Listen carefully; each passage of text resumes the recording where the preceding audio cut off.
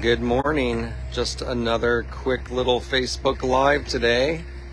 Show you what's going on. So this is a cool view. This is from the middle of the church looking up towards where the iconostas and the altar will be. They're digging around for the foundation. This will be the base actually of the solea. And there'll be some columns here that'll be tied into the wall that the iconostas is tied into. And then if you turn around this way, you can see where the concrete is curing, where those bolts are sticking up.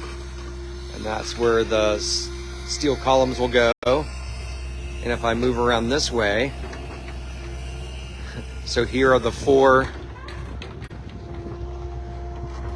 footings for the supporting the dome. So if we look up, this is where the cupola will be. So it's exciting. So you can see things are continuing to progress.